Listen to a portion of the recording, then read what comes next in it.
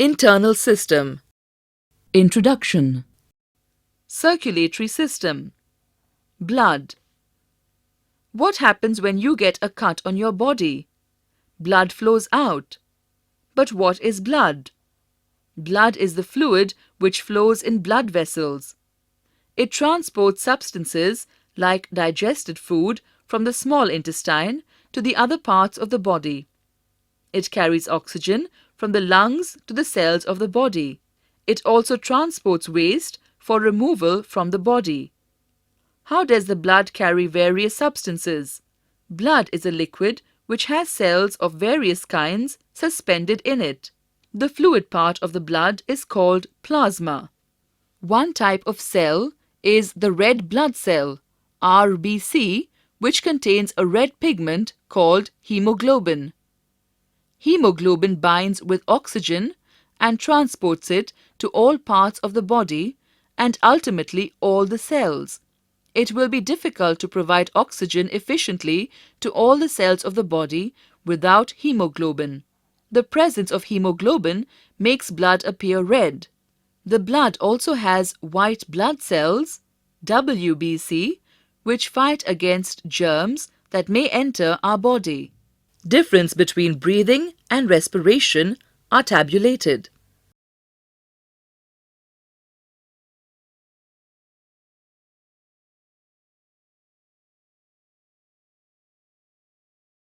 Respiration in plants. Since all living organisms breathe, so plants too breathe and respire. In plants also, food that is manufactured in the form of starch needs to be broken down to release energy. So, respiration is a vital function in plants. Respiration is aerobic and is represented as starch, sugar, plus oxygen, gives energy, plus carbon dioxide, plus water. In plants, breathing takes place through tiny holes or openings under the leaves called stomata. Stomata traps in air and the exchange of gases takes place inside the plant cells. Oxygen is absorbed and carbon dioxide is given out. Structure of stomata. In plants, each stomata is surrounded by two special kidney-shaped cells called guard cells. These guard cells can also carry out photosynthesis due to the presence of chloroplasts. Guard cells are further surrounded by several subsidiary epidermal cells. The whole structure of stomata, along with the guard cells and subsidiary cells, is called the stomatal apparatus. Plant roots typically take in oxygen that is available in the small spaces between soil particles and give off carbon dioxide. This process is called root respiration. Respiration in organisms. Activity. Take a deep breath.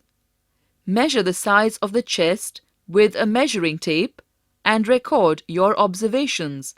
Measure the size of the chest again when expanded and indicate which classmate shows the maximum expansion of the chest. Cellular respiration. Oxygen absorbed in the alveoli is picked up by the blood. Blood has a red pigment called hemoglobin. Oxygen combines with hemoglobin and is carried as oxyhemoglobin to all parts of the body.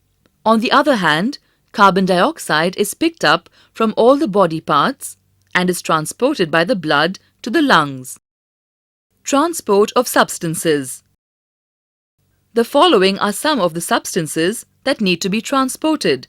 Food to all the cells where it will be oxidized for the release of energy, oxygen, which is required for the oxidation process, medicine to the site of infection, antibodies of the immune system for repair, waste products formed as a result of life activities which need to be removed from the cells. Transport in humans. In humans, there are tens of thousands of kilometers of blood vessels. This ensures that each cell of the body is within diffusion distance of a capillary. The human circulatory system consists of a thick muscular organ called the heart, blood vessels, They are of three kinds: arteries, veins, and capillaries, blood. Blood vessels.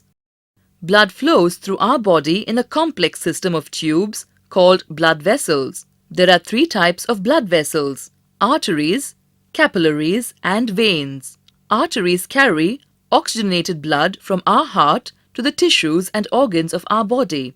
Capillaries connect arteries to veins. Veins carry the deoxygenated blood back to our heart, which is then pumped into the lungs for oxygenation. Veins. Veins are the vessels which carry carbon dioxide-rich blood from all parts of the body back to the heart. The veins have thin walls. There are valves present in veins which allow blood to flow only towards the heart. Refer to the figure shown. Do you see the arteries divide into smaller vessels? On reaching the tissues, they divide further into extremely thin tubes called capillaries. The capillaries join up to form veins which empty into the heart. Distinguish between arteries and veins.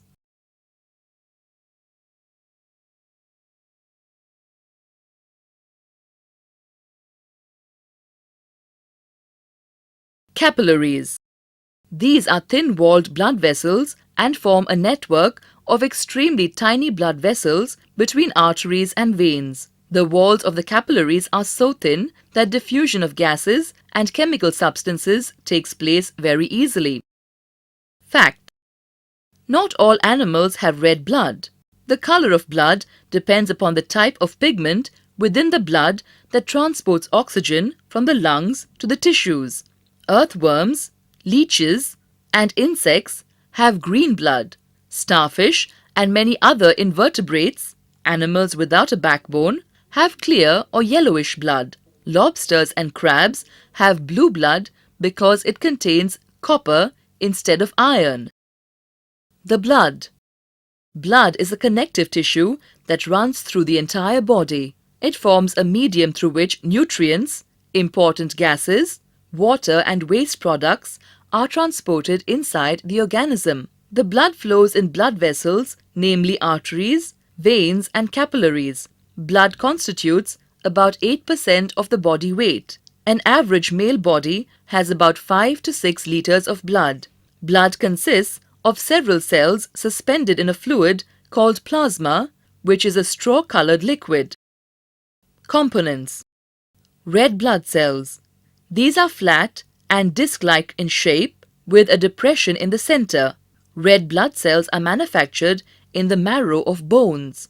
They contain the red pigment hemoglobin. This hemoglobin helps to transport oxygen as it easily combines with it to form oxyhemoglobin. White blood cells. These are larger than the red blood cells but do not have hemoglobin. They move actively and are amoeboid in nature as shown. They protect the body against disease-causing microorganisms, hence are an important part of our immune system. Blood platelets. These are small, irregularly shaped and much smaller than the red blood cells. They are colorless and without a nucleus as shown. Blood platelets play a very important role in the clotting of blood. Blood transfusion. There are many times when, due to an operation or heavy bleeding in an accident, one needs extra blood to be supplied externally to one's body. This is done so by the process of blood transfusion. Blood transfusion involves a donor whose blood is given to another person, the recipient. Blood groups play an important part in blood transfusions. There are 4 types of blood groups in human beings: blood group A, B, AB, and O. Blood group O is called a universal donor, which means a person with blood group O can donate blood to any of the blood groups, that is, A, B, AB, or O. Blood group AB is called universal recipient, which means that a person with a blood group AB can receive blood from any of the 4 groups. It is very important to match the blood groups correctly before transfusion. A mismatch can lead to clotting of the blood and the death of the recipient. Dialysis. Kidneys work in pairs. but they are so efficient that even one can enable you to lead a healthy life. In case both the kidneys of the patient are damaged, there are two options available: regular dialysis or a kidney transplant.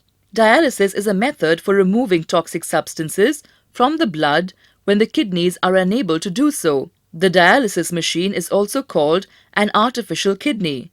Blood from the radial artery of the arm is led through the dialysis machine, where urea and excess salts are removed. The purified blood is then led back to the patient's body through a vein in the same arm. In a kidney transplant, at least one of the diseased kidneys is replaced with a healthy kidney from a donor. Model of stethoscope. Take a small funnel of 6 to 7 centimeters in diameter. Fix a rubber tube, 50 centimeter long, tightly on the stem of the funnel. Stretch a rubber sheet or a balloon on the mouth of the funnel and fix it tightly with a rubber band. Put the open end of the tube in one of your ears. Place the mouth of the funnel on your chest near the heart. Now try to listen carefully. Do you hear a regular thumping sound? The sound is that of heartbeats. How many times did your heart beat in a minute? Count again after running for 4 to 5 minutes. Compare your observations. Excretion in animals. In lower animals such as amoeba, paramecium, hydra, etc., the body gets rid of all kinds of body waste by direct diffusion through the cell membranes. Animals such as earthworms, insects, and leeches have tubular structures that help to get rid of body wastes. In higher animals, vertebrates, there is a well-developed excretory system consisting of specialized organs such as the kidneys that help in the removal or nitrogenous wastes, and carbon dioxide is released while breathing out. Transport of water and minerals in plants. Plants absorb water and minerals by the roots. The roots have root hair. The root hair increase the surface area of the root for the absorption of water and mineral nutrients dissolved in water. The root hair is in contact with the water present between the soil particles. Plants have pipe-like vessels to transport water and nutrients from the soil. The vessels are made to special cells, forming the vascular tissue. A tissue is a group of cells that perform specialized function in an organism. The vascular tissue for the transport of water and nutrients in the plant is called the xylem. The xylem forms a continuous network of channels that connects roots to the leaves through the stem and branches. The xylem forms a continuous network of channels that connects roots to the leaves through the stem and branches, and thus transports water to the entire plant. You know that leaves synthesize food. The food has to be transported to all parts of the plant. This is done by the vascular tissue called the phloem. Thus, xylem and phloem transport substances in plants. Breathing underwater. There are many organisms which live in water. How do they breathe underwater? Gills in fish help them to use oxygen dissolved in water. Gills are projections of the skin. You may wonder how gills help in breathing. Gills are well supplied with blood vessels, exchange of gases. Plants also respire. Plants also respire for their survival. They also take in oxygen from the air and give out carbon dioxide. In the cells, oxygen is used to break down glucose into carbon dioxide and water, as in other organisms. In plants, each part can independently take in oxygen from the air and give out carbon dioxide. The leaves of the plants have tiny pores called stomata for exchange of oxygen and carbon dioxide.